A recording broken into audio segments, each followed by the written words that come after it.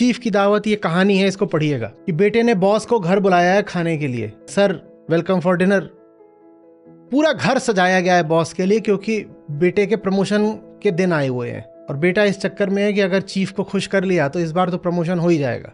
अब पूरा घर सजाया गया है। घर में अब एक ही बेरंग और बेडौल चीज बची है, वो है बूढ़ी माँ।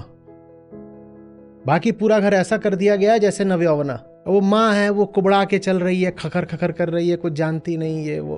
तो पीछे ले जाकर के एक छोटे अंधेरे कमरे में वहां माँ को छुपा देते हैं। चीफ आता है, होगा चीफ किसी स्तर का कोई अधिकारी, उसके साथ अपना खाना पीना होता है, थोड़ी शराब वराब भी चलती है। उसके बाद चीफ कहता है कि डूड मुझे तुम्हारा घर देखना है।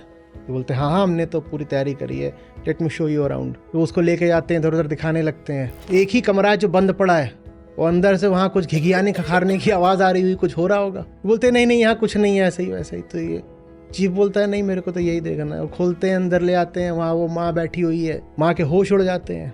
माँ कहती है कि लगता है मेरे बेटे का प्रमोशन नहीं हो पाएगा। माँ ऐसे ही बैठी हुई है फटे कपड़ों में। पूरा घर जो है वो दिवाली की तरह जगमग। ये है माँ बेटे के रिश्ते। और चीफ बहुत खुश हो जाता है, कहता है ये असली चीज़ दिखी तुम्हारे घर में, एग्जॉटिका तो ये रहा, और प्रमोशन हो जाता है।